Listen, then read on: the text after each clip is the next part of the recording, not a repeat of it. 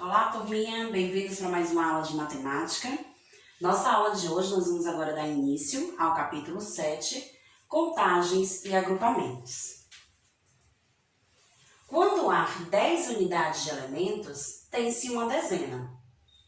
Contar por dezenas, isto é, de 10 em 10, pode facilitar a contagem. Então vejam que nessa unidade, a gente vai estar trabalhando a contagem e formulação, a composição de números a partir de 100. Estão preparados? Então vamos lá. Uma dica importante para a gente relembrar como a gente pode estar agrupando quantidades, é os seus valores. Um objeto apenas, ele vai valer uma unidade. Agora, quando a gente agrupa essas unidades em um conjunto com 10, nós iremos formar uma dezena. E quando a gente faz o agrupamento de 10 dezenas, a gente vai estar formando uma centena. Então, para que isso serve? Para facilitar a contagem de quantidades maiores. Quando você vai fazendo o agrupamento dessas coisas, você pode estar contando de uma maneira mais fácil e rápida, porque você está utilizando o agrupamento. Então, como a gente acabou de ver, quando a gente junta 10 unidades, a gente forma uma dezena, e quando a gente agrupa 10 dezenas, a gente estará formando uma centena. E uma centena, ela lembra o número 100. Quando há 100 unidades de um elemento, tem-se uma centena. Então, a gente vai ver um pouco hoje, rever, na verdade, essas centenas exatas que nós começamos a estudar no capítulo 6.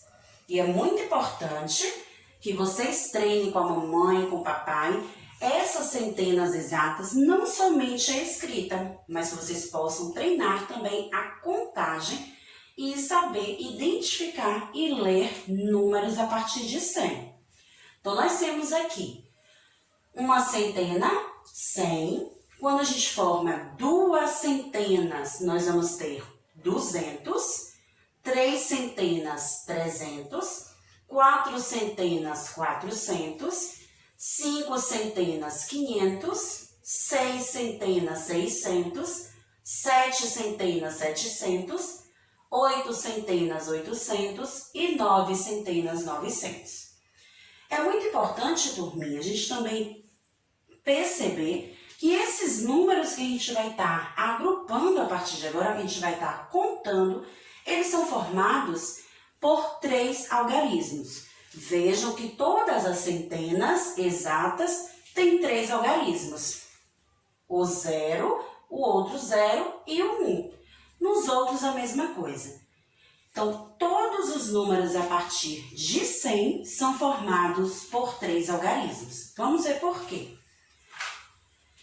Esses números têm 3 algarismos que vão identificar essas 3 letras, que é justamente os agrupamentos que a gente viu anteriormente. O U de unidade, o D de dezena e o C de centena. Então, quando a gente escreve ou lê um número formado por 3 algarismos, é porque ele está sendo escrito a partir da centena. Então, vejamos um exemplo. Quando eu ponho o número, esse número Tia Rosa utilizou 3 unidades, 5 dezenas e uma centena. Então, eu utilizei 3 algarismos. Então, se ele está na centena e começa com 1, ele faz parte do grupo do 100, E todo número que começa com 1, a partir da centena, nós vamos ler 100. Então, nós temos aqui 153. Um exemplo de um número formado por 3 algarismos. Mas a gente também pode ter um número formado por 3 algarismos, começando com esse outro número, com 4.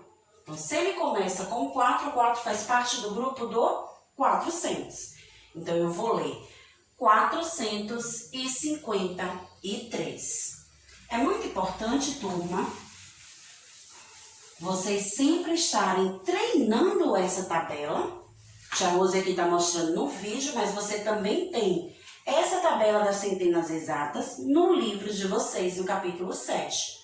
Então, vocês podem estar treinando a leitura e a escrita desses números formados a partir do 100, certo? Outra coisa importante que a gente vai estar vendo agora no capítulo 7 é a formação dos números a partir do 100. Então, a gente vai ver esses números formados em uma tabela e ali a gente pode identificar o antecessor, o sucessor, a ordem crescente desses números ou a ordem decrescente, a leitura, a escrita. Então, a gente tem diversas coisas para identificar em uma tabela numérica. Nesse exemplo, Tia Rose colocou uma tabela numérica começando a partir do número 250 e terminando no número 309. Então, a gente tem um grupo maior de números para observar. Então, vamos lá. Vamos encontrar nessa tabela a terceira linha. Então, linha é quando ela está na forma deitada.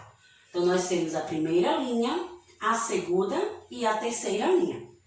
Essa terceira linha a gente observa que começa com o número 270, depois 271, 272, 273, 274, 275, 276, 277, 278 e 279. Ou seja, faz parte da família do 270, né? Todos os números que estão na terceira linha fazem parte da família do 270.